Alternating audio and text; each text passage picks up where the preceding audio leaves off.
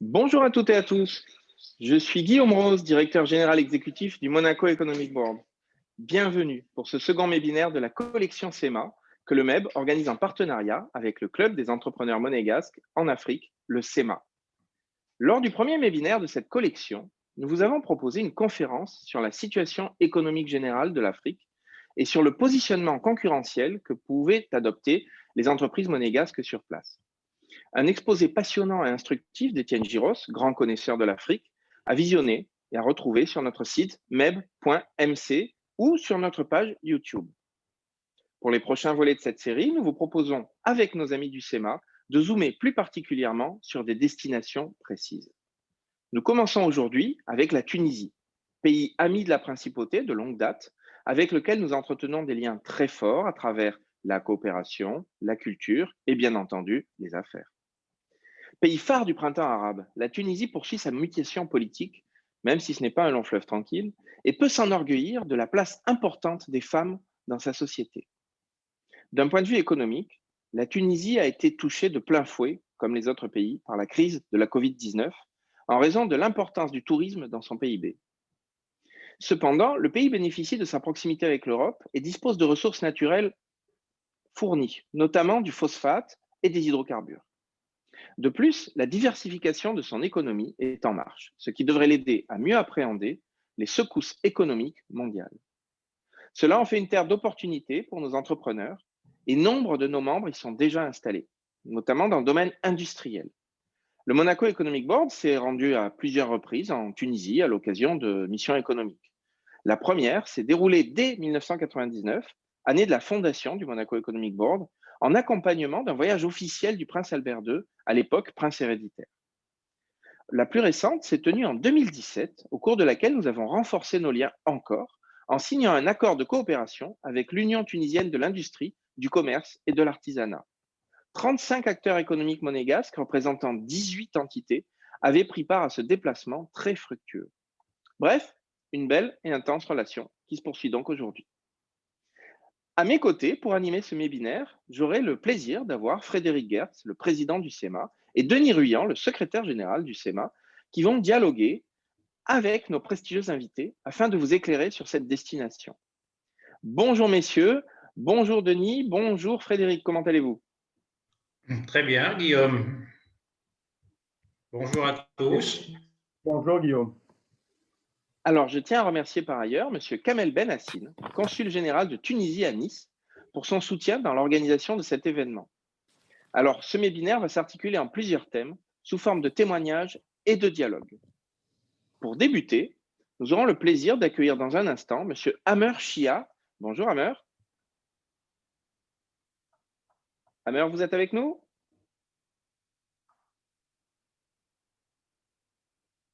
Bonjour Amer. Donc, M. Amer Chia est le consul honoraire de Tunisie à Monaco. Mais pour nous, M. Chia est d'abord un entrepreneur dynamique, bien connu en principauté, membre actif du MEB et du SEMA. Il va nous parler des relations économiques entre la Tunisie et Monaco, au travers de son parcours et de ses connaissances des deux pays. C'est d'ailleurs un des acteurs importants de cette relation qu'il facilite avec sa société, connue de tous en principauté, Monaco Logistique. Vous êtes avec nous, Amer? Je suis avec vous. Bienvenue. Bonjour. Bonjour à tout le monde. Bienvenue. Bonjour. Tout le monde m'entend là? On vous entend, ça y est. Oui. Parfait. Bonjour à tous. Bienvenue à nos amis tunisiens participant à ce webinaire depuis Tunis. Bonjour, M. Joudi Moez, M. Jaziri, M. Ben Saïd. Merci à vous trois d'avoir accepté d'animer ce webinaire pour nous éclairer sur la situation économique et sociale en Tunisie. 10 ans après la révolution de 2011, une révolution qui a été menée en protestation principalement contre le chômage de la jeunesse et notamment les jeunes diplômés, la corruption et la répression policière. À ce jour, la Tunisie a une population d'un peu moins de 12 millions de Tunisiens, avec malheureusement un taux de chômage qui frôle les 18%. Depuis l'indépendance tunisienne de 1956, un fort taux d'immigration dans le monde d'environ 2 millions de Tunisiens, dont plus de 800 000 en France, et environ 80 résidents à Monaco seulement.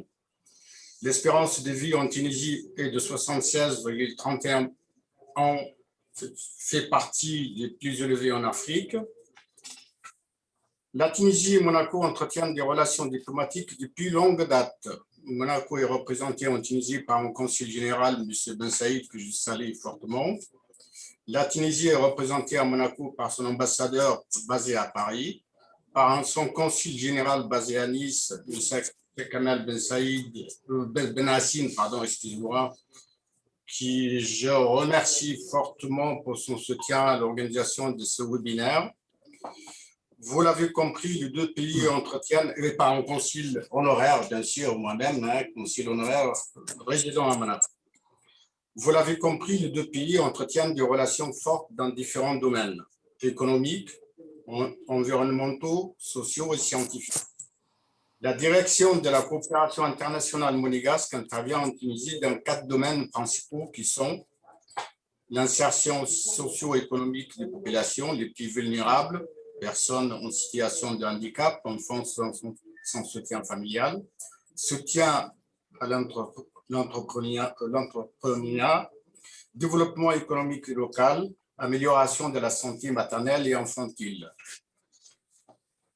Dernièrement, en septembre 2020, le département des relations extérieures et de la coopération a signé un accord avec l'Organisation des Nations Unies pour le développement industriel, ONU, et l'Union pour la Méditerranée, EPM, en faveur de l'autonomisation des femmes pour un développement industriel inclusif et durable en Tunisie. L'objectif de cet accord, d'une durée de 4 ans, est de favoriser le développement de micro, petites et moyennes entreprises féminines afin de créer davantage d'opportunités d'affaires et d'emplois pour les femmes en âge de travailler en Tunisie. Sur le plan économique, c'est la partie qui nous intéresse aujourd'hui. Une quinzaine de sociétés principalement industrielles monégasques sont installées en Tunisie et offrent plus de 1500 emplois sur le sol tunisien. Je ne citerai que quelques-unes: Microtechnique, Sam Blue Wave Software, Mercure International, Tempo, Doro, Silvatri, Laboratoire Acepta, Contisacom, Plascopa, Pharmaplast, Promipla Chimie. Je souhaite souligner que le MEB, depuis sa création, a joué un rôle déterminant dans le développement des relations économiques entre les deux pays. La Tunisie a été la première destination proposée par le MEB dans le cadre d'une mission économique en 1999, comme l'a signalé M. Rose. Merci encore à l'équipe du MEB.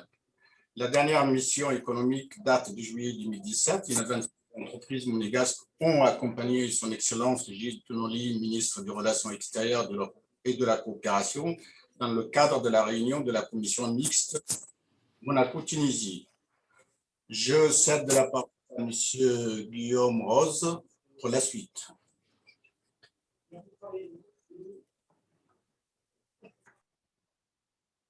Guillaume.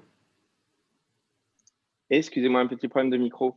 Merci beaucoup. Eh bien, écoutez, merci à Merchia de nous avoir dressé ce portrait qui est tout à fait intéressant.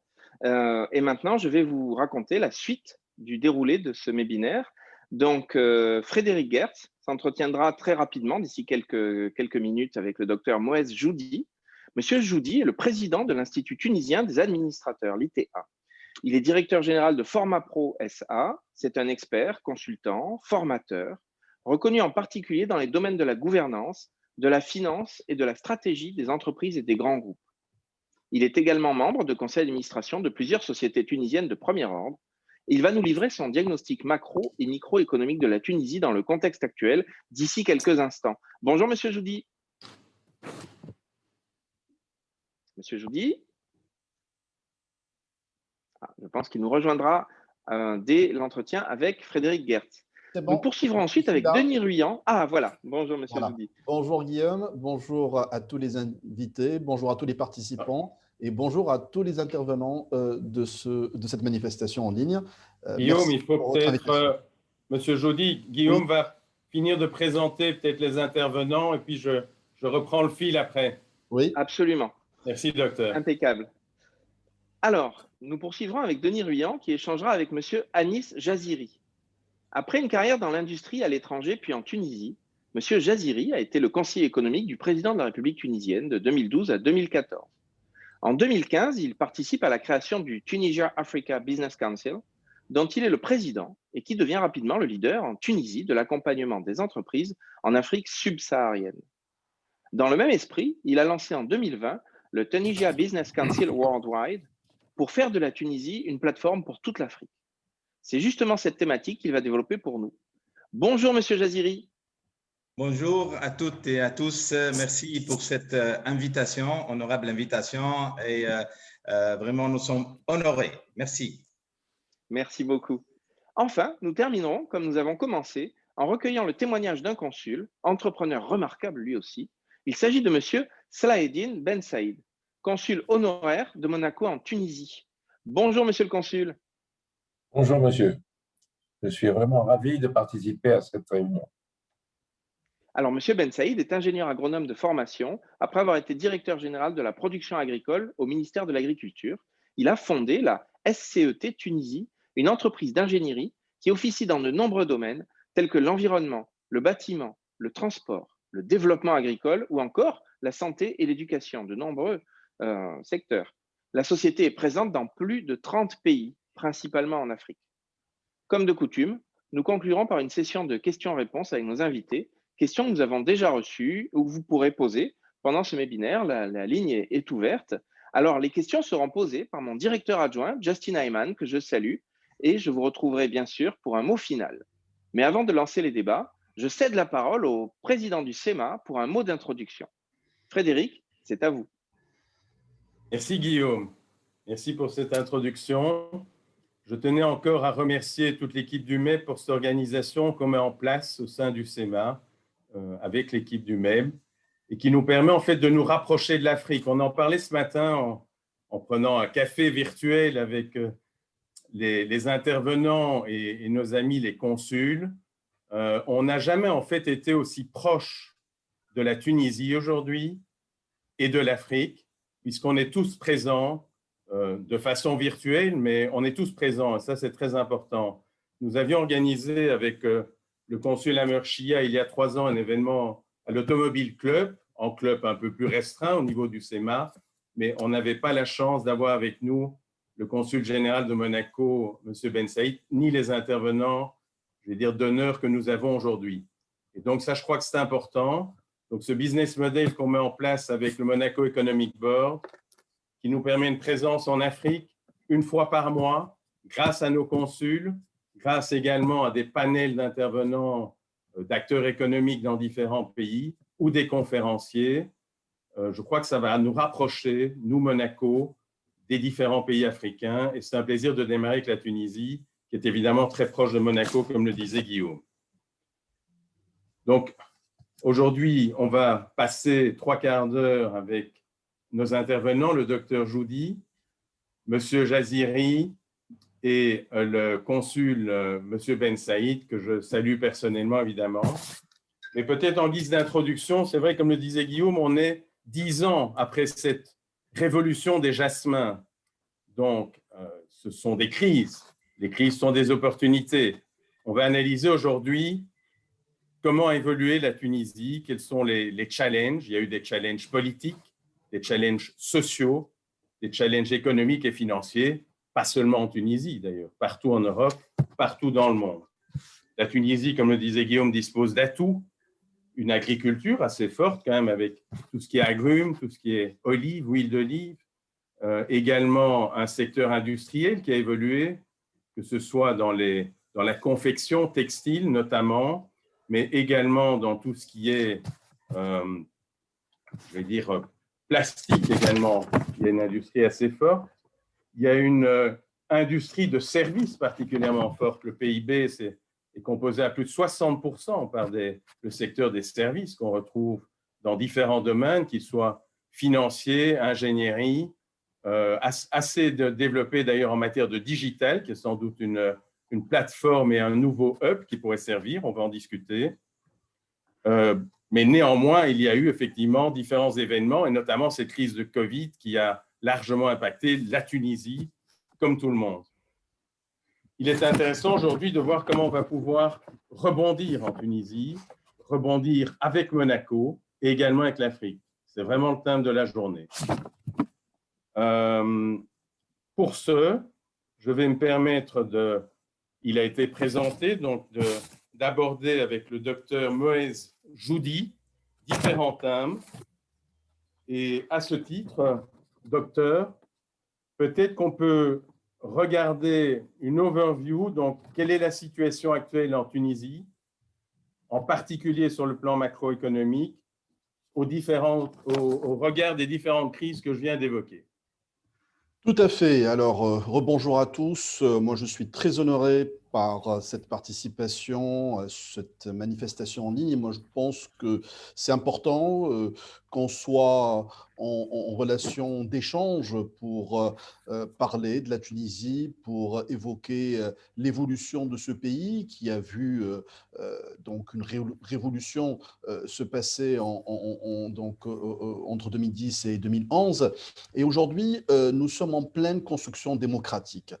Donc, il y a 10 ans qui se sont donc déroulés dans ce pays avec beaucoup de problèmes, beaucoup de soubresauts, beaucoup d'entraves, beaucoup d'obstacles, mais aussi beaucoup de choses positives parce qu'aujourd'hui, en Tunisie, on a réussi à construire, je dirais, une première ébauche d'un système démocratique où il y a une liberté d'expression, où il y a donc un respect des droits de l'homme, où il y a des élections qui sont des élections transparentes, fiables, et on a un président de la République qui est élu, un gouvernement, et puis des députés qui représentent le peuple avec des élections aussi municipales qui se sont très bien déroulées. Ça, c'est sur le plan démocratique, sur le plan de la construction démocratique. Mais ça nous a coûté très cher au niveau économique parce que ça a retardé donc la croissance économique, ça a retardé les réformes, ça a causé un ensemble d'impacts sur les fondamentaux de l'économie nationale, notamment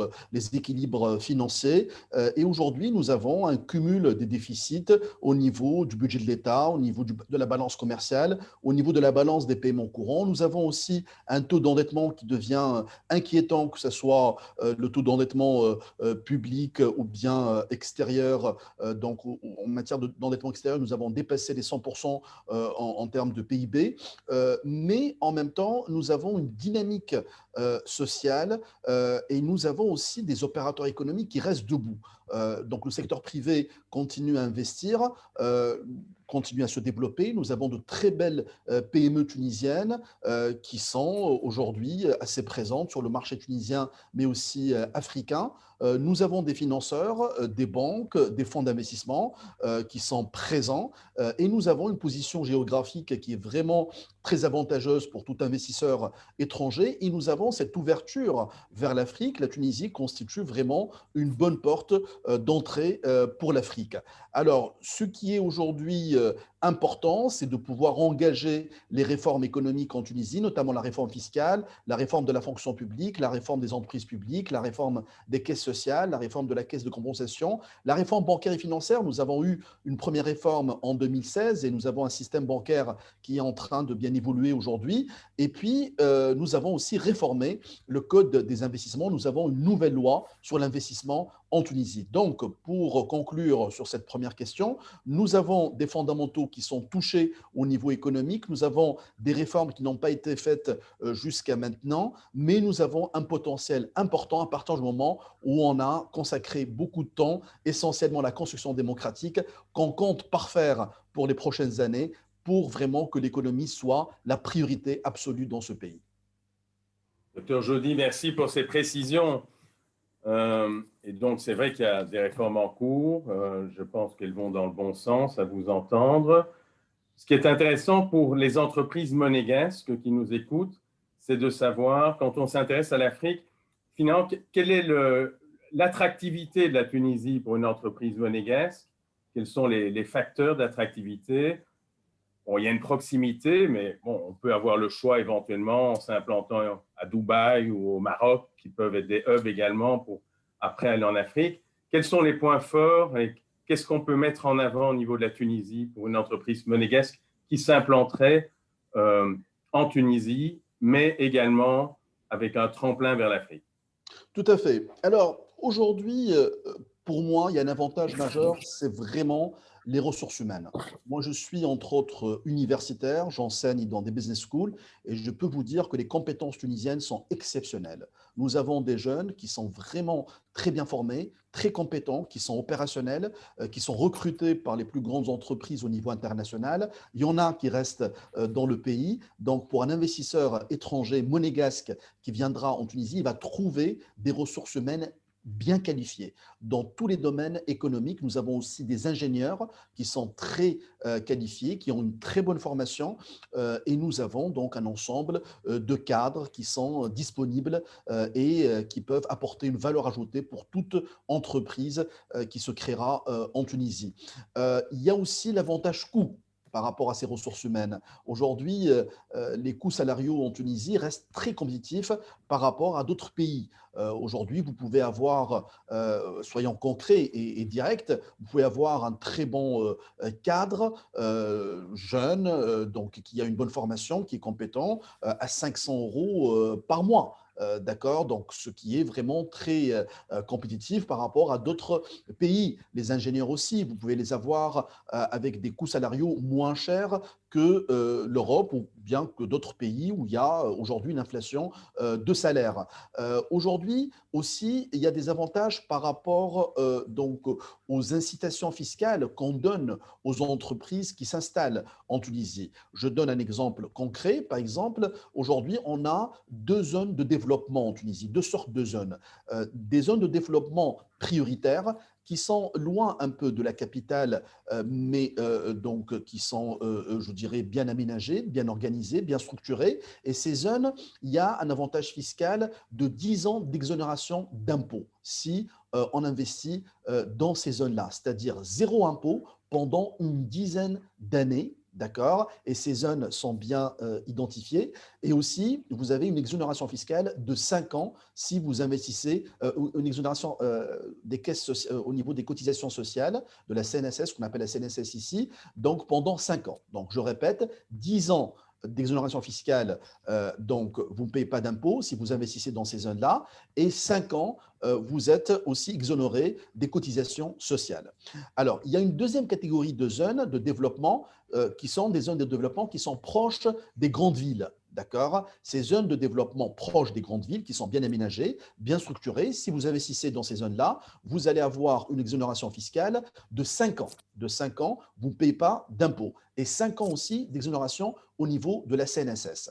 Nous avons aussi donc un avantage qui devient vraiment très intéressant par rapport aux primes d'investissement et de financement des investissements. Ça peut aller de 15 jusqu'à 20%, ça dépend du projet, ça dépend donc de la spécificité du projet, ça dépend de la, je dirais, de l'envergure de l'investissement, de la création de richesses derrière, de la technologie, du recrutement, et vous pouvez avoir 15 à 20% du montant, du coût du projet qui seront remboursés par l'État.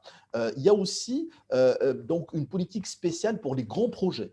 Ce qu'on appelle grand projet ici, c'est à partir de 50 millions de dinars d'investissement, c'est-à-dire à peu près 20 millions d'euros, hein, donc 20 millions, un peu moins de 20 millions d'euros, 15 millions d'euros. Hein, un projet de 15 millions d'euros, ça peut avoir la qualification d'un grand projet, l'investissement de 15 millions d'euros, et là, il peut y avoir des avantages exceptionnels par rapport au terrain, par rapport donc au site d'investissement, par rapport aux avantages fiscaux, par rapport à l'accompagnement de l'État. Ça peut aller donc jusqu'à un niveau vraiment très élevé par rapport à ces grands projets-là. Donc, troisième avantage, et je finis par ça, c'est vraiment la Tunisie, c'est un pays qui a une administration présente. Parfois, on reproche à l'administration tunisienne d'être un peu lourde, mais elle est là, elle est présente. Nous avons des agences qui accompagnent les investisseurs. Nous avons créé la TIA, la Tunisian Investment Authority, donc qui est l'autorité d'investissement en Tunisie, qui est un guichet unique où tout investisseur national ou bien étranger peut s'adresser à cette institution. Il aura tout l'accompagnement nécessaire, donc c'est centralisé. Nous avons aussi donc des systèmes informatisés. Nous avons une infrastructure qui est présente, qui a besoin d'être un peu plus développée, mais qui est présente aussi. Donc moi, je résume 3 avantages qui peuvent inciter un investisseur monégasque à s'installer en Tunisie: les ressources humaines, les avantages fiscaux et puis l'accompagnement au niveau de l'administration et au niveau des instances spécialisées dans l'accompagnement des investisseurs. Docteur, merci. Effectivement, ce sont 3 avantages majeurs, outre le fait que bon, la Tunisie est aussi à 1 heure de Monaco en vol, donc raison sans doute assez pratique aussi de s'implanter. En complément de ce dispositif qui est mis en place par les autorités tunisiennes sous leur impulsion, et je crois que c'est une bonne chose dans les différentes dispositions de réforme. Bon, la Tunisie est dotée, comme on le disait, bon, je crois, d'un système bancaire assez fort. Il y a 5 banques très représentatives en Tunisie. Il y a des sociétés de capital investissement, pour ne pas les nommer, par exemple Africa Invest, qui sont mondialement connues. Il y en a beaucoup d'autres aussi, notamment au sein des groupes bancaires. Est-ce que la Tunisie dispose de tous les outils? Je pense au niveau des banques commerciales, par exemple, les outils de trade finance par rapport à l'Afrique, également de la volonté des autorités internationales de supporter ce système bancaire. Je pense à l'AFC en support des banques commerciales. Comment jaugez-vous le dispositif actuellement, vu qu'il y a eu peut-être une certaine fragilité de crise qui a été notée notamment par les agences de rating, etc. Tout à fait. Alors, moi, je rajoute juste un point et je vous réponds directement à cette question. Je note un autre avantage aussi aujourd'hui qui commence à se concrétiser et à se consolider, c'est la sécurité. La Tunisie a souffert à un moment donné du terrorisme. Jusqu'à maintenant, il y a quelques actes qui sont sporadiques, qui deviennent de plus en plus sporadiques, isolés, mais aujourd'hui, on a travaillé beaucoup la sécurité du pays et aujourd'hui, il y a beaucoup plus de sécurité, beaucoup plus de fiabilité dans les dispositifs sécuritaires et puis dans les sites d'investissement, il y a vraiment donc une présence assez importante des forces sécuritaires et donc il n'y a plus le problème de terrorisme dont la Tunisie a souffert pendant quelques années après la Révolution. C'était tout à fait normal dans le contexte donc de l'époque. Aujourd'hui, la sécurité a beaucoup évolué et donc je rassure les investisseurs par rapport à cet élément-là. Et nous avons des investisseurs français, étrangers qui sont bien installés en Tunisie, qui ne veulent pas quitter la Tunisie. Voilà. Alors, par rapport au financement, par rapport à la banque, nous avons un système bancaire qui est vraiment développé, ouvert, qui est en train de se réformer, qui est en train de se mettre au diapason des changements internationaux. Nous avons à peu près 24 banques en Tunisie, dont une dizaine qui sont vraiment des banques assez solides, assez fortes, assez présentes aussi en Afrique. Nous avons des banques étrangères qui sont dans les capitaux des banques tunisiennes, des banques françaises notamment, la BNP Paribas, donc la Société Générale. Nous avons des banques des pays du Golfe qui sont présents. Donc le système bancaire tunisien reste un système de bancaire solide, reste un système bancaire qui répond aux besoins des investisseurs, aux besoins donc des opérateurs économiques. Nous avons aussi développé depuis un certain nombre d'années des fonds d'investissement qui sont assez présents. Vous avez cité Africa Invest qui compte parmi les fonds les plus importants au niveau africain. Moi, j'ai la chance de siéger dans des conseils d'administration d'entreprises, de PME qui ont été accompagnés par Africa Invest. Et je peux vous dire qu'Africa Invest est un fonds vraiment qui a une envergure même internationale au niveau de ses pratiques, au niveau de ses capacités. Là, par exemple, je siège dans le conseil d'administration d'une entreprise qui fait du fromage, donc qui est bien implantée en Tunisie et qui est en train de faire une usine au Maroc, qui a pu développer ses exportations au niveau du Maroc, mais aussi au niveau de certains pays africains. Et je peux vous dire que c'était grâce à Africa Invest qui nous a accompagnés dans le financement du projet industriel marocain qui va créer un potentiel énorme pour cette société-là. Donc, nous avons aussi un fonds de l'État, donc dans le cadre de la réforme de la loi d'investissement, donc nous avons créé donc un ensemble d'institutions, de mécanismes, parmi lesquels le fonds de l'État. C'est un fonds souverain de l'État tunisien qui réunit un ensemble et une panoplie de moyens de financement à tous les niveaux. Donc ce fonds existe aujourd'hui, il est assez ouvert et il accueille donc des investisseurs et des opérateurs économiques. Nous avons la CDC, la Caisse des dépôts de consignation, qui accompagne des projets, des PME, des entreprises étrangères aussi dans le financement de leurs investissements, de leurs projets. Et nous avons aussi le marché financier tunisien qui est là, qui n'est pas assez conséquent en termes de taille par rapport donc à d'autres pays ou par rapport au système bancaire, mais il est là, le marché financier tunisien, le marché boursier notamment. La bourse tunisienne est parmi les bourses les plus anciennes donc dans le monde arabe et en Afrique. Et aujourd'hui, il y a des entreprises qui ont bien réussi à lever des fonds au niveau de la bourse et à financer donc leurs besoins de financement. Voilà.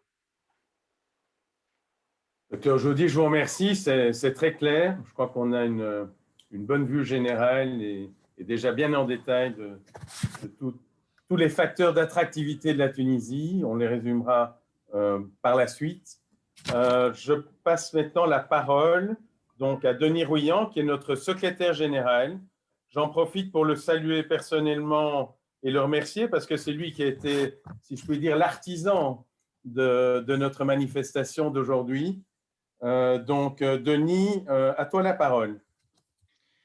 Merci Frédéric, merci Dr Jaudy pour toutes les informations que vous nous avez données.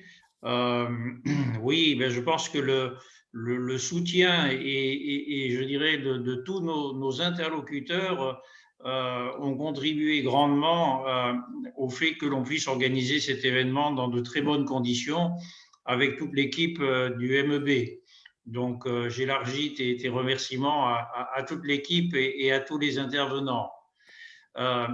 Maintenant, nous allons effectivement nous concentrer avec Monsieur Jaziri sur les relations de la Tunisie avec les pays subsahariens et surtout en particulier nous intéresser aux bénéfices que les entreprises monégasques pourraient y trouver et qui pourrait y trouver, je dirais, d'une part, dans le cadre d'une implantation sur le sol tunisien, et le docteur Jaudy nous a bien donné tous les avantages de cet aspect-là, mais aussi dans le cadre de partenariats qui pourraient se faire entre les entreprises monégasques et les entreprises tunisiennes, partenariats qui pourraient avoir un sens dans le cadre de leur métier. Alors, Monsieur Jaziri, ma première question, ce serait effectivement d'avoir aujourd'hui un panorama sur quels sont les secteurs dominants de coopération entre la Tunisie et les pays subsahariens.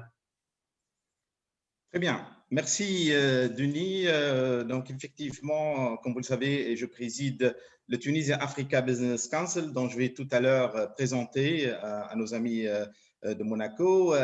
Et pour répondre à votre question, concernant les secteurs réellement prioritaires de la Tunisie qu'on souhaite développer en Afrique, TABC a un petit peu organisé plus qu'une vingtaine de missions en Afrique subsaharienne sur les 5 dernières années.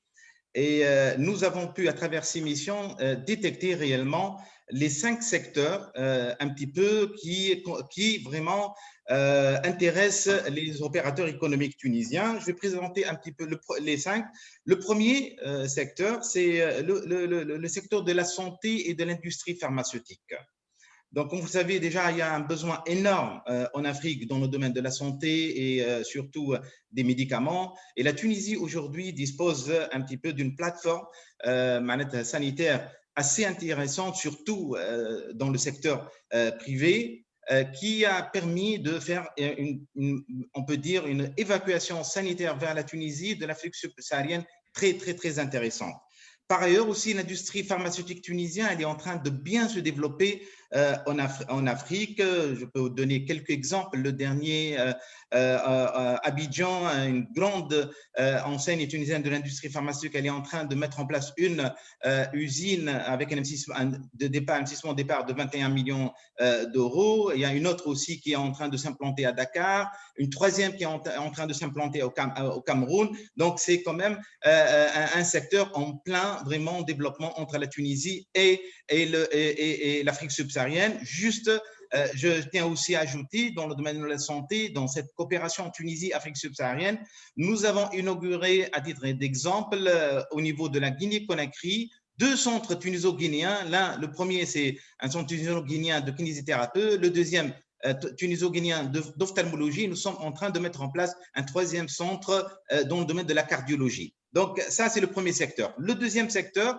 c'est l'industrie agroalimentaire, comme annoncé par notre ami Mouaz Joudi, dont je remercie parce qu'il a brillamment présenté un peu les incitations de positionnement tunisien.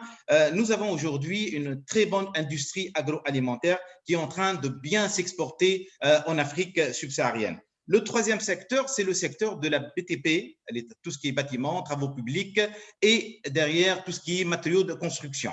Donc, c'est un secteur aussi en plein expansion. Nous avons beaucoup de noms d'entreprises tunisiennes, de groupes tunisiens qui sont en train de s'imposer en Afrique subsaharienne. Nous avons une société déjà qui a une plateforme à partir d'Abidjan qui est en train de rayonner sur 8 pays subsahariens avec des autoroutes et des routes, des ponts et ainsi de suite.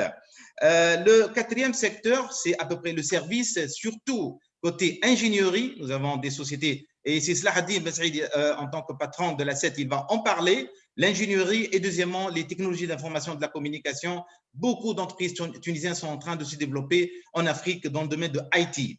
Le 5e secteur et le dernier, c'est le secteur de l'éducation et de la formation professionnelle. Donc, la Tunisie est une très bonne destination pour les étudiants subsahariens. Nous avons des milliers d'étudiants qui sont en train de faire une étude universitaire en Tunisie. Le côté formation professionnelle aussi, il est en train de se développer d'une manière extraordinaire. Comme vous le savez, un besoin énorme dans ce secteur. Voilà, Denis. Merci bien pour ces réponses précises.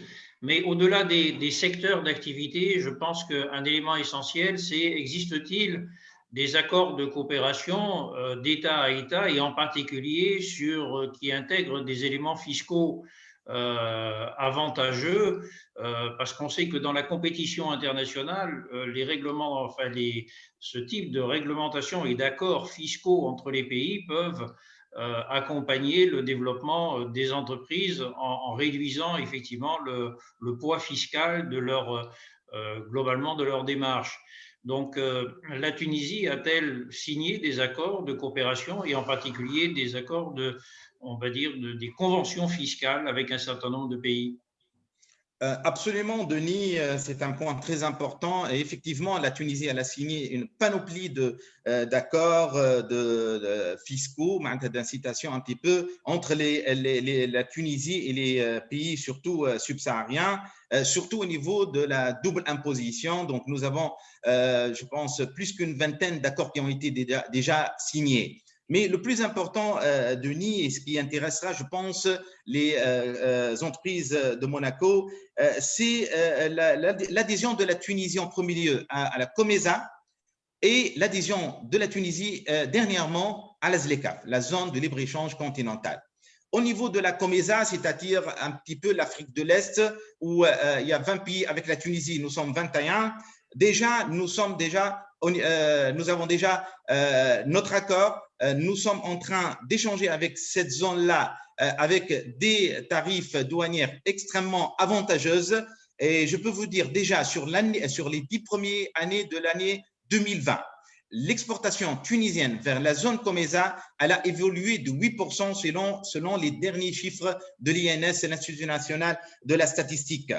Deuxième accord très, très important, c'est la ZLECAf, la zone de libre-échange continentale. Comme vous le savez, la Tunisie, elle a adhéré depuis 2018 à cet accord-là. Il a été ratifié par l'ARP en juillet 2020 et actuellement, nous sommes en train de mettre en place cet accord-là avec la présentation très bientôt des 90% des produits tunisiens qui seront démantelés sur le plan taxe douanière sur 5 ans. Parce que la ZLECAf, elle va se mettre sur 5 ans. Et sur ces 5 ans, le démantèlement va être de 20%, 40%, 60%, 80% pour y arriver au bout de 5 ans avec 0% de taxes pour les 90% des produits. Les 7 autres pourcents, ça va être au bout de 10 ans, et il restera 3% à négocier à un stade ultérieur. Donc, quand même, c'est un accord extrêmement important. Cette zone de libre-échange va vraiment booster le commerce interafricain et je pense que ça va intéresser les entreprises de Monaco de travailler, c'est ça le plus important, avec la Tunisie comme plateforme pour bénéficier de ces accords-là et pour faire rentrer leurs produits et services avec des partenaires tunisiens vers toute l'Afrique. Voilà. Merci bien. Vous avez évoqué tout à l'heure, Anis, le Tunisia Africa Business Council, dont vous êtes à la fois le fondateur et le président actuel. Est-ce que vous pourriez nous en dire quelques mots, en particulier sur quels en sont les membres et quelles sont les activités et quel est le prochain agenda de TABC? Absolument, merci beaucoup pour vraiment cette occasion de bien présenter TABC. Donc, c'est le Conseil d'affaires tuniso-africain. Nous l'avons constitué exactement le 15 mai 2015, donc ça fait à peu près 5 années et 6 mois. Donc, je suis un des membres fondateurs avec Jeloul Ayed, ex-ministre des Finances, et des personnalités un petit peu tunisiennes qui ont réussi réellement en Afrique. Et l'objectif principal de TABC, c'est vraiment d'accompagner les opérateurs économiques tunisiens en Afrique subsaharienne. Et je pense aujourd'hui, TABC est devenu, au bout de 5 ans, rapidement, une des organisations leaders en Tunisie dans cette mission d'accompagnement. Nous avons un petit peu sillonné aussi l'Afrique. Nous avons organisé plus qu'une vingtaine, comme je l'ai annoncé, une vingtaine de missions, essentiellement vers l'Afrique de l'Ouest et l'Afrique francophone. Et nous avons fait pour le moment 3 missions en Afrique de l'Est, Djibouti, Éthiopie et Kenya. Notre prochaine mission, le 22 mars, ça va être en RDC, un des pays les plus importants en termes de développement. Nous avons aussi pu organiser des événements africains au standard international. Et tout à l'heure, je vais présenter à nos chers amis de Monaco le FITA 2021 qui sera organisé fin juin, qui est aujourd'hui un des événements majeurs africains. Donc, nous avons mis en place, durant ces 5 ans, Denis, une panoplie de mécanismes d'appui, d'accompagnement des entreprises tunisiennes en Afrique. Nous sommes aussi appelés à faire parfois des études de marché très ciblées, de due diligence.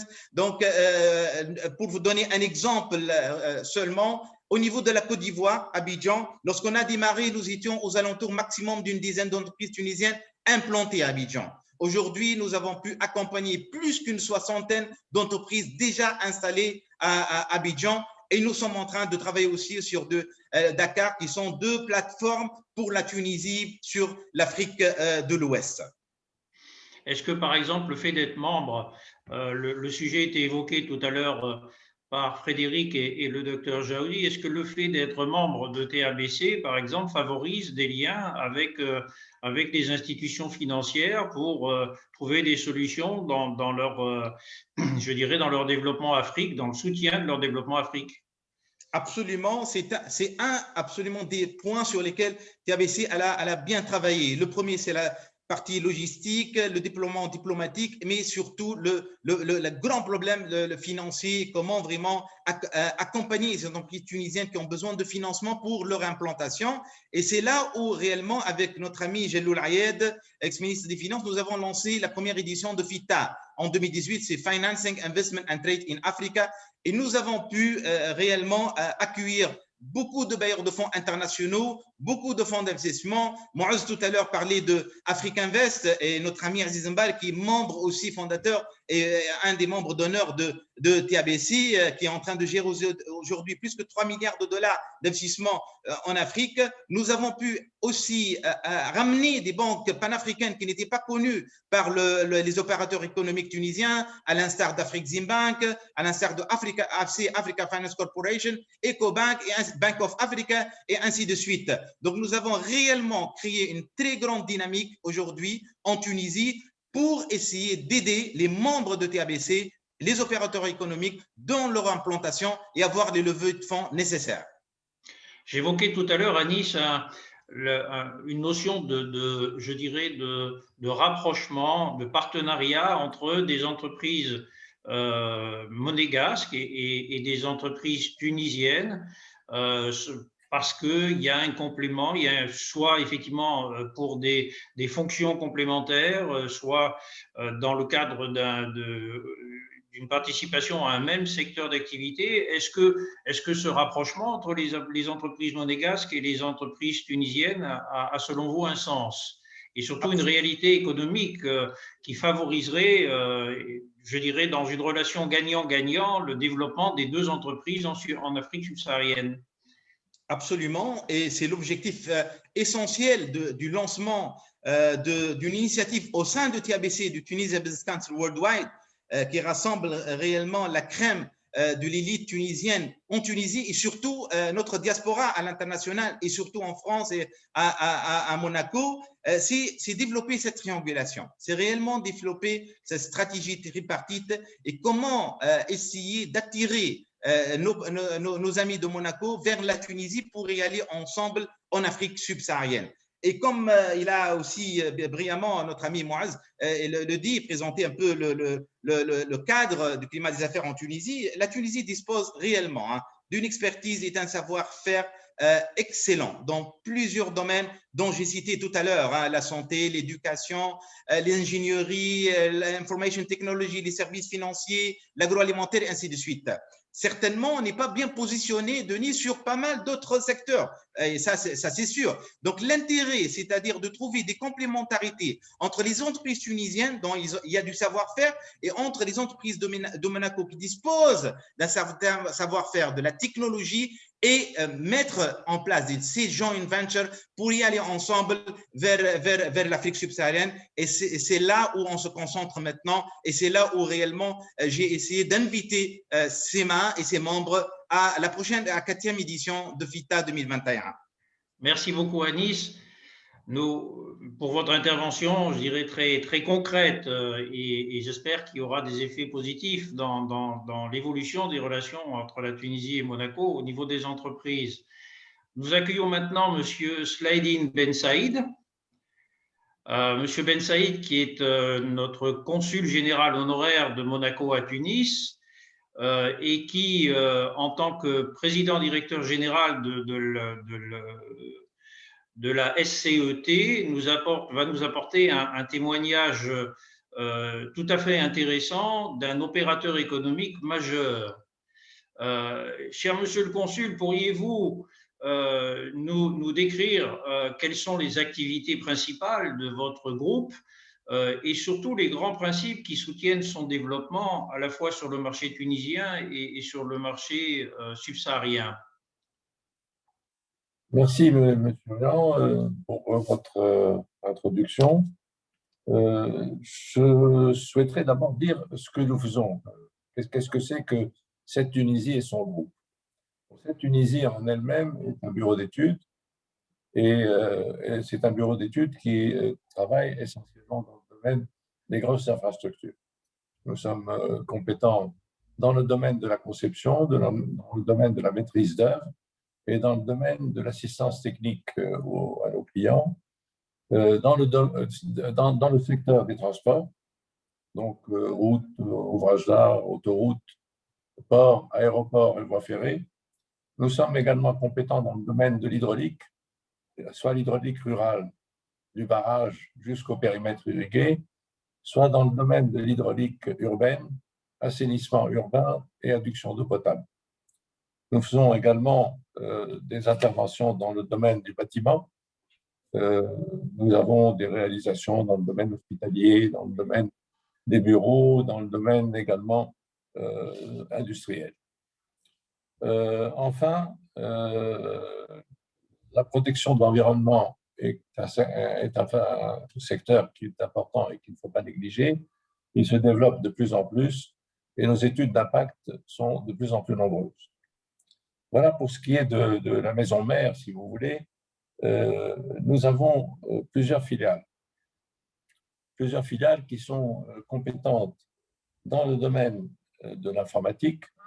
C'est essentiellement dans le domaine de l'informatique de gestion. Nous avons une deuxième filiale qui travaille dans le domaine de l'environnement avec des interventions concrètes pour les décharges publiques et des équipements d'assainissement des déchets liquides.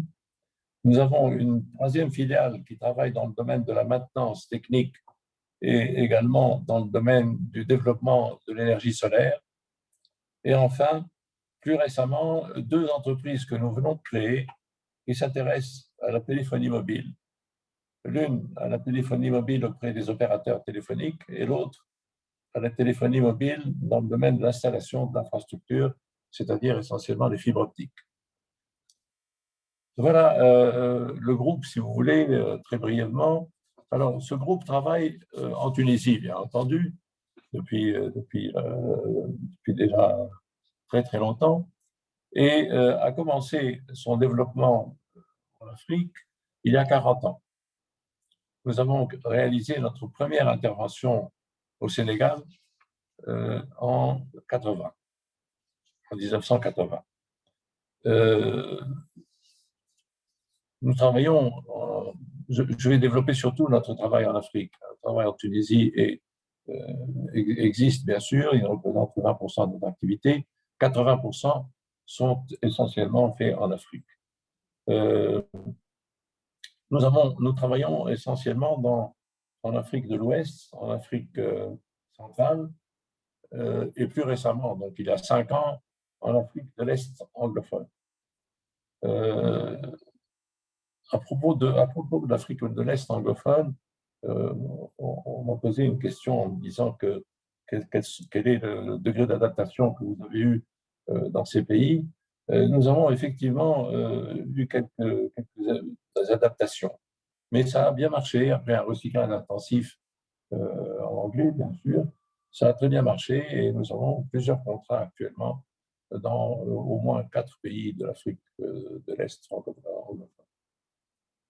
Actuellement, nous travaillons dans 23 pays, à l'heure actuelle. Nous avons 23 pays dans lesquels nous avons des contrats. Et dans ces 23 pays, nous avons 75 projets vivants. Les projets, il y a des projets donc, de conception qui durent généralement entre 1 an et 1 an et demi, et des projets de contrôle de travaux, c'est-à-dire de maîtrise d'œuvre, qui durent beaucoup plus longtemps, qui durent de 3 à 4 ans. Donc, ça fait 3 à 4 ans de présence permanente de nos experts sur place. Pour ce qui est de la conception, c'est des missions de courte durée, généralement. Des missions, j'en parlerai tout à l'heure.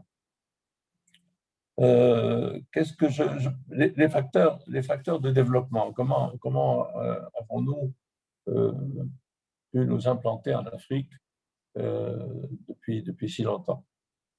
Je pense que le premier facteur est réellement un savoir-faire qui doit être spécialisé et qui doit garder toujours une avance sur ses concurrents. On essaye en tout cas.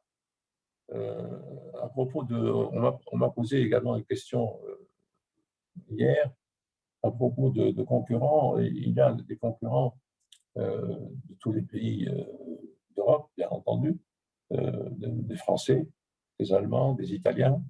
Il y a également des concurrents canadiens et américains.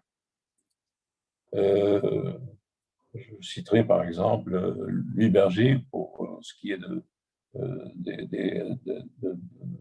des États-Unis, Aegis pour ce qui est de la France, Sigma pour ce qui est de la France, Goff pour ce qui est de l'Allemagne, etc.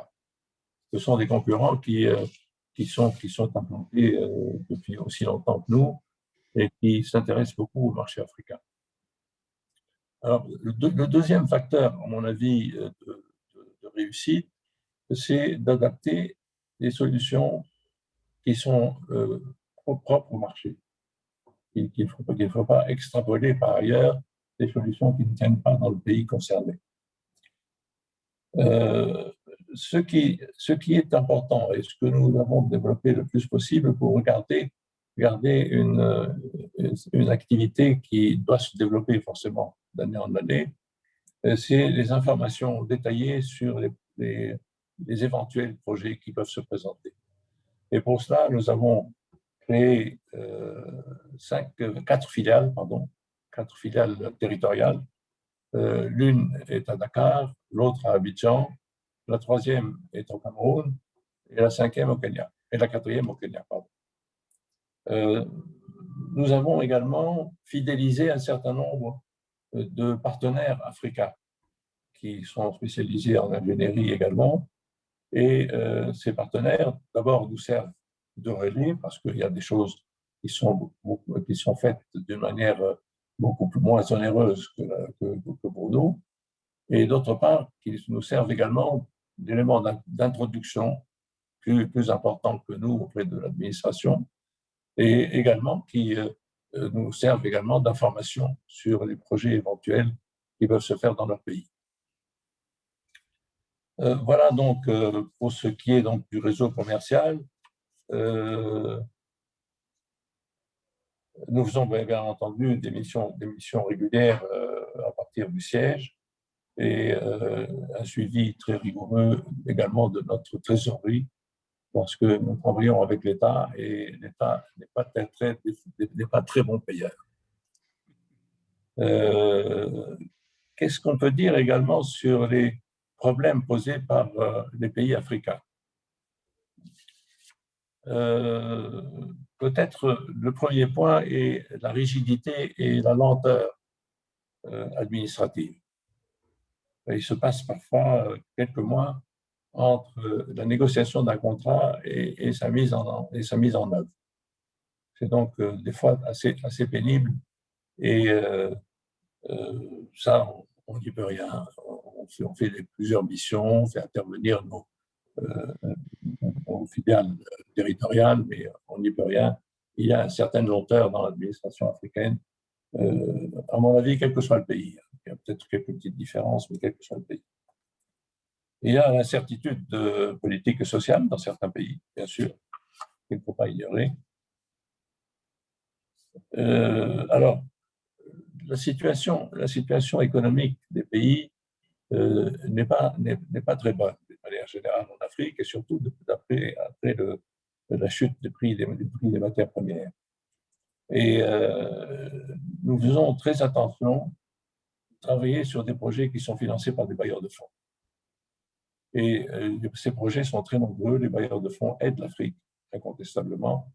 Il s'agit bien sûr de la Banque mondiale, de la Banque africaine du développement, de la Banque islamique du développement, de certains fonds arabes, également de l'aide bilatérale, française, allemande, etc.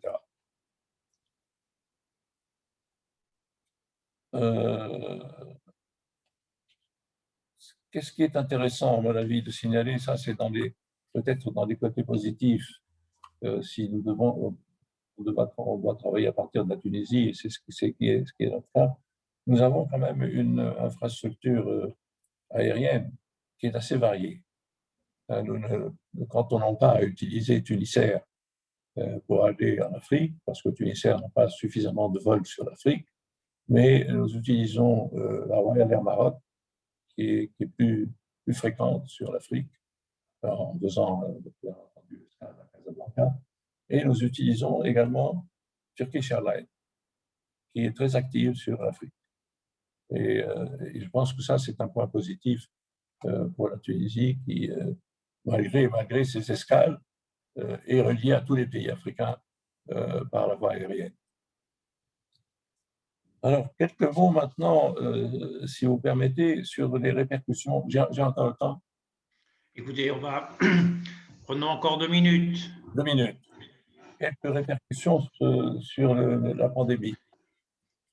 Il y a eu donc forcément des répercussions il y a eu 2 mois d'arrêt de travail pratiquement, où nous avons travaillé par télétravail. Et nous avons perdu pratiquement 30% de notre productivité habituelle. Ensuite, ça a repris, les vols aériens ont repris, et il n'y a pas de gros inconvénients.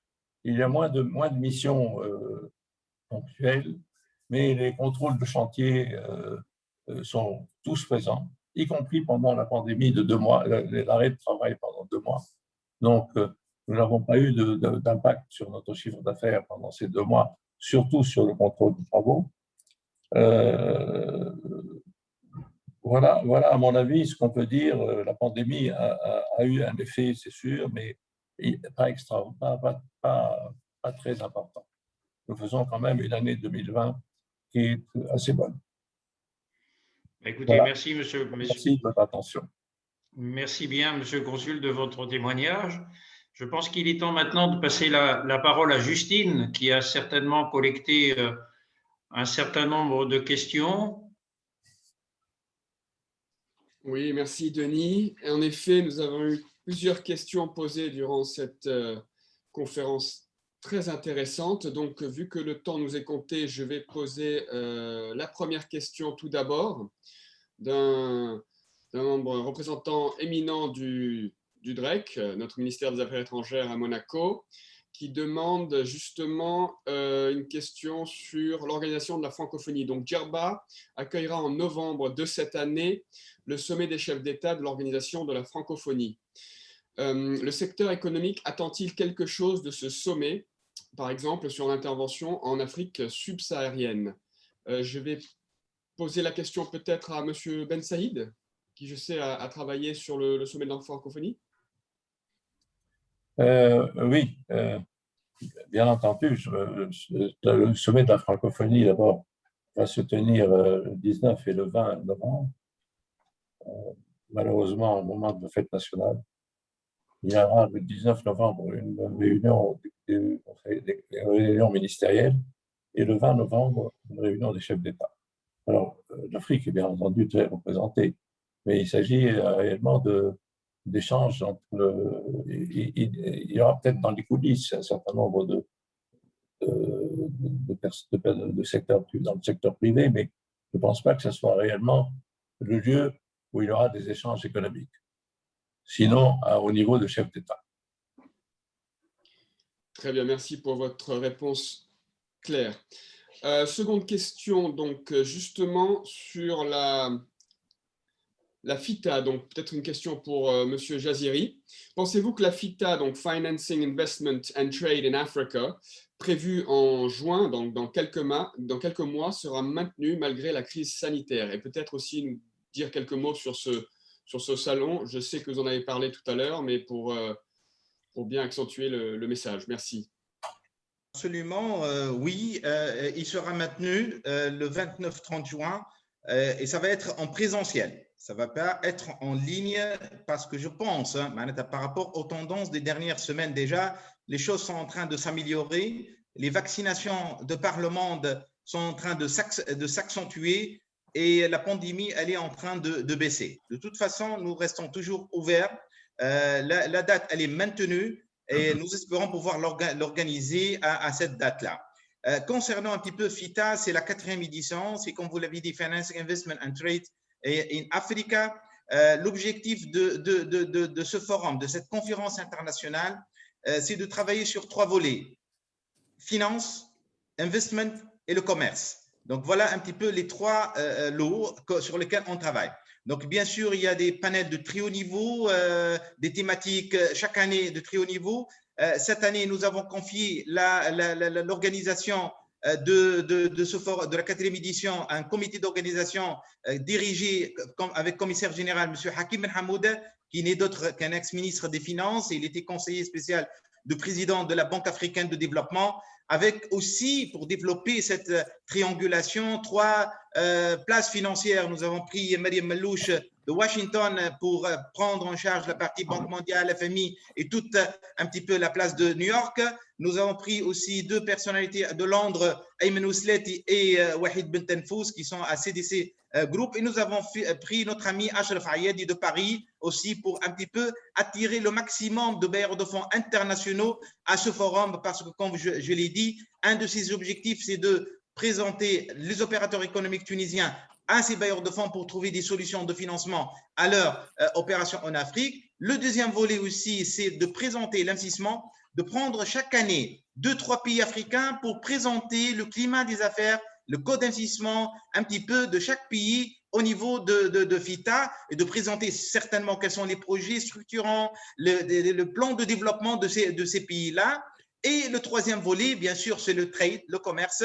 Nous avons développé une application mobile qui s'appelle FITA Events, qui permet de mettre en place et d'assurer l'agenda des B2B avant même d'arriver et d'échanger entre les opérateurs économiques tunisiens, africains et internationaux. Et chacun peut présenter son agenda.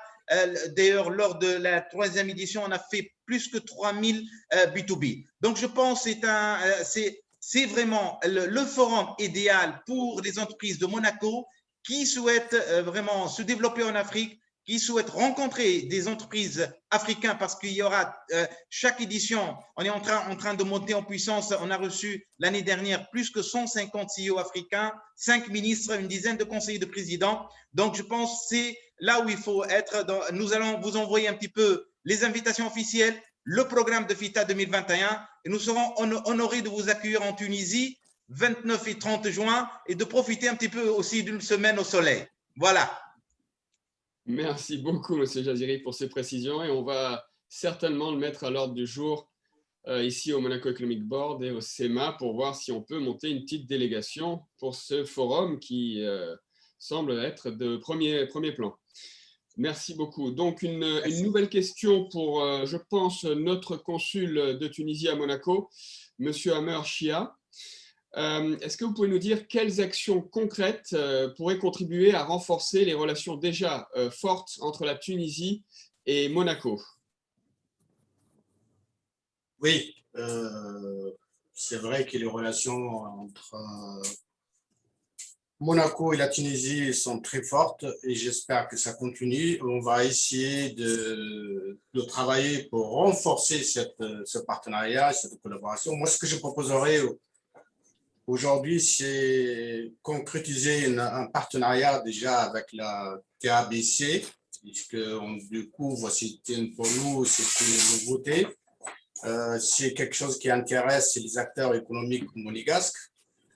Ça, vous pouvez compter sur moi pour suivre un peu cette mission et pour concrétiser quelque chose avec l'accord, et bien sûr, des dirigeants de CEMA, avec l'approbation de mon collègue M. Ben Saïd, le conseiller général de Monaco en Tunisie.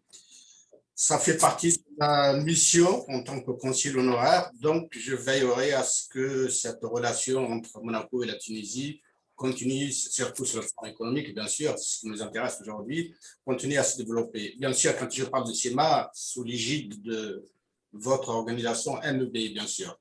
Voilà. Il est vrai que la dernière mission, c'est 2017. Entre-temps, il y a eu la crise sanitaire. Moi, mon souhait, c'est relancer.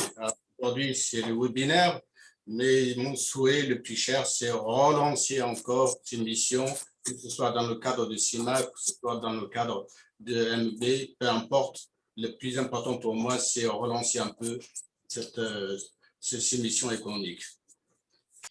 Merci beaucoup, Monsieur le Consul. Peut-être lors d'un événement, d'un forum comme le FITA.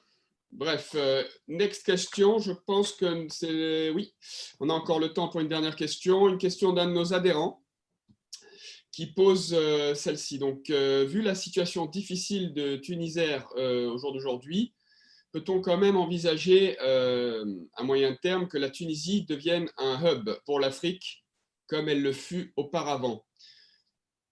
Qui souhaite répondre à cette question? Je sais que M. Ben Saïd en a parlé. Ah, je vois que Dr Judy voudrait dire un mot sur cette question. Merci, M. Judy. Oui, oui, tout à fait. Donc moi, je dirais que c'est vrai. Tunisair passe par une phase assez sensible. C'est une entreprise qui a besoin d'une restructuration profonde pour les prochaines années, mais ça reste une entreprise qui est aujourd'hui opérationnelle, qui continue à être soutenue par l'État tunisien. Nous avons besoin d'une réforme des entreprises publiques en général, notamment de Tunisair, et je crois que ça va être parmi les priorités de ce gouvernement, des prochains gouvernements pour les années à venir, parce qu'il y a des programmes avec la Banque mondiale, avec le FMI, qui prévoient la réforme des entreprises publiques, et notamment Tunisair, qui reste en partie publique. Mais il n'y a pas que Tunisair en Tunisie, hein. Il y a d'autres compagnies. Nous avons la compagnie Nouvelle Air qui reste opérationnelle, qui a des vols au niveau de l'Europe. Et la Tunisie, c'est vrai qu'elle a c'est un pays qui a un potentiel pour devenir un hub et c'est sur quoi nous sommes en train de travailler. Je crois que si Anis El-Jaziri est très actif dans ce sujet-là parce qu'au niveau des institutions, des organisations comme TABC, comme Utica, comme la Connect, il y a beaucoup de demandes et beaucoup d'exigences par rapport au fait que l'aérien doit être un secteur qui doit se développer et être plus, je dirais, en phase avec les attentes des investisseurs. Monsieur Jaziri, vous voulez rajouter quelque chose? Absolument, c'est rien à rajouter par rapport à ce qu'a dit notre ami Mouaz. C'est vrai, Tunisair passe par une phase délicate, mais on est très optimiste. Il faut la restructurer et la relancer. Aujourd'hui, nous avons 8 à 9 destinations subsahariennes, c'est très peu. Nous avons demandé d'ouvrir N'Djamena, Douala, Kinshasa. Nous avons demandé d'ouvrir l'Est aussi vers Djibouti, vers Addis Abeba. Ça va se faire, ça va prendre un peu de temps, mais sur le long terme, je suis parfaitement persuadé que la Tunisie va être vraiment un hub logistique, que ce soit aérien, maritime, pour l'Afrique, surtout avec le lancement de la ZLECAf, de la zone de libre-échange continentale. Voilà. Monsieur Jaziri, puisque vous êtes là, on vient de recevoir une question, je crois, qui vous concerne. Le TABC sera-t-il bien représenté à Montpellier en juillet lors du sommet Afrique-France, s'il vous plaît? Oui, TABC, elle sera représentée, bien sûr, et TABC, nous participons généralement dans l'ensemble des événements africains partout dans le monde. J'ai annoncé tout à l'heure le TICAD 8, c'est le grand sommet Tunisie-Japon en Tunisie en 2022. À noter aussi cette manifestation. On participe chaque année à l'Africa CEO Forum, comme vous le savez, c'est la messe des CEO, que ce soit à Abidjan ou à la Genève. Et j'espère aussi qu'on va participer, bien sûr, à Montpellier. Et aussi, on va venir vous visiter à Monaco, bien sûr. Ce sera avec plaisir de vous recevoir. Merci encore. Juste une précision, TABC, Tunisia Africa Business Council, pour ceux qui nous écoutent. Une dernière précision du Dr Judy. Je sais que vous avez répondu en ligne, mais nous avons une seconde question à votre question d'un membre éminent de la FEDEM, donc, qui demandait si le statut offshore, société 100% exportatrice, existe toujours ou a-t-il été remplacé par les statuts spéciaux.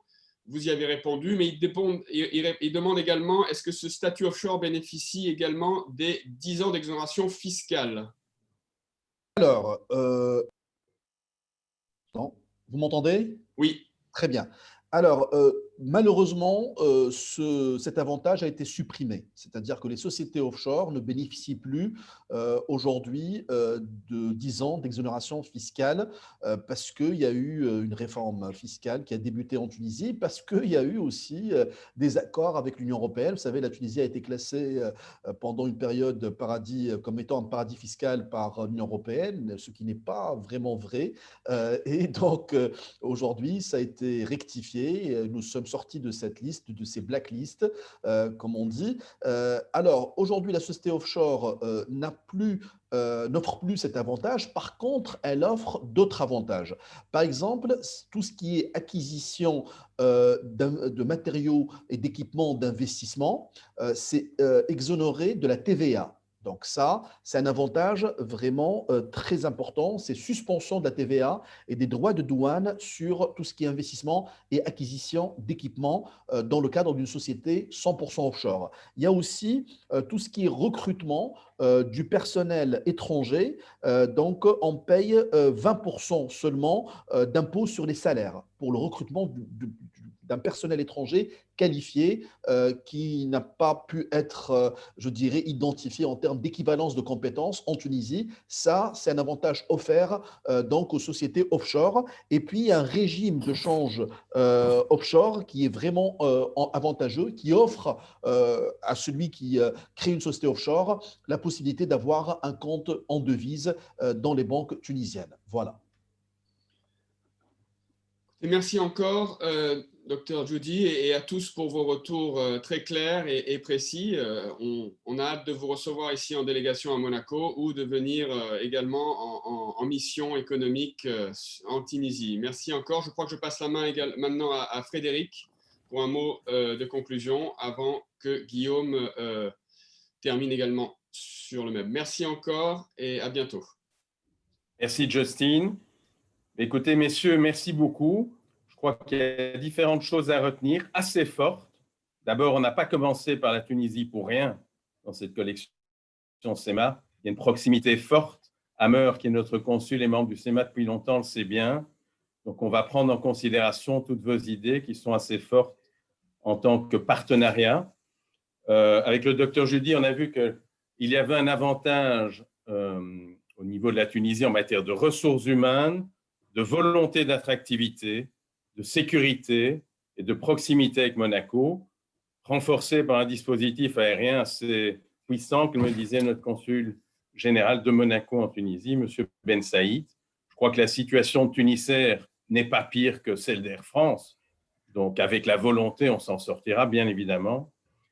Grâce à M. Annie Jaziri, du Tunisia African Business Council, qu'on a bien évidemment plaisir à recevoir ici à Monaco.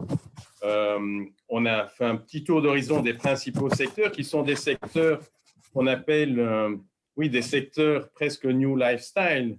La santé, la pharmacie, le bâtiment qui est un secteur qui a toujours été fort, l'ingénierie, l'éducation. Donc, on a quand même des secteurs qui ont des proximités fortes avec nos compétences aussi au niveau monégasque et européen. L'adhésion à la COMESA élargie à la SLECAF. La SLECAF, pour rappel, ça va créer une zone qui, en 2050, sera une zone de 2 milliards d'habitants. Il ne faut pas l'oublier. Les Chinois ont créé une zone de 3 milliards d'habitants dans le sud-est asiatique. Ici, c'est une zone de 2 milliards d'habitants. C'est un vrai enjeu. La dernière étude de Jacques Attali, d'ailleurs, qui vient de sortir, le prouve. C'est l'Afrique qui sera le véritable enjeu de la seconde moitié du siècle. C'est donc une bonne plateforme pour le libre-échange avec l'Afrique, la Tunisie. Proximité, partage de mêmes valeurs, partage de compétences, on a beaucoup d'atouts ensemble. On participera donc volontiers à tous les événements qui se passeront en Tunisie. Et au niveau du SEMA, on sera très heureux et on l'élargira très certainement avec le MEB, voire avec la coopération, un partenaire du Tunisia Africa Business Council. Notre consul général de Monaco en Tunisie a mis aussi, et c'est un exemple majeur, comment travaille-t-on en Afrique? Mais l'Afrique, il faut la connaître. Je crois que c'est une phrase qui a été sortie d'ailleurs par M. Audrouche, qui est notre membre fondateur également. Il faut la connaître, il faut le savoir-faire, il ne faut pas travailler n'importe comment. Ce savoir-faire, vous l'avez évoqué, M. Ben Saïd, s'adapter aux solutions propres au marché, bien évidemment, et plus qu'ailleurs. Il faut la connaître, il faut y être depuis longtemps. Comme tout bon travail, ça se laboure.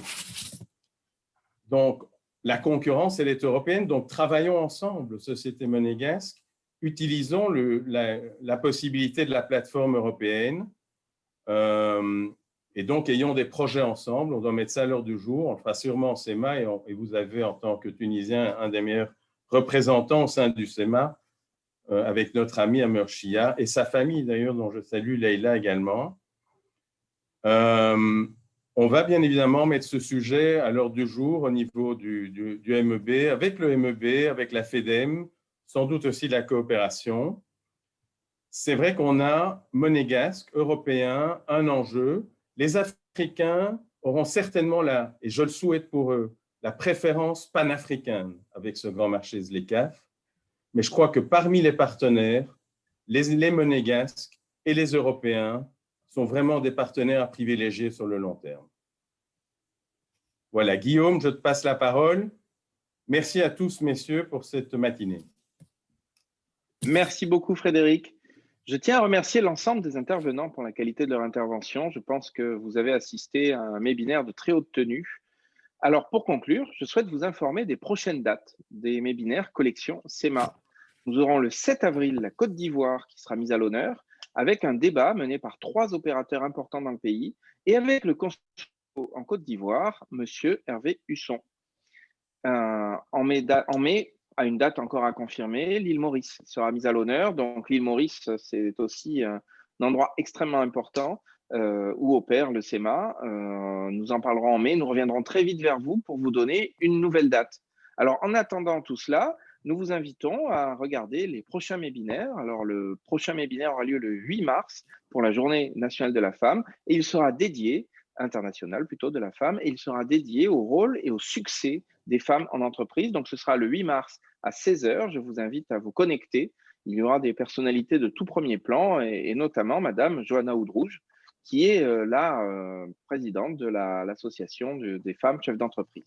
Donc, nous aurons aussi le lendemain un webinaire dédié à la COFAS. Donc, ce sera le 9 et lui aura lieu à 11 h. Et le 9 à 11 h, ce sera bien sûr la COFAS. Donc, les risques et opportunités pays par pays. La Tunisie ne sera certainement pas oubliée puisque la Tunisie, comme je vous le disais, reste un pays important pour nous. Je vous remercie encore et je vous souhaite une excellente journée. À très bientôt.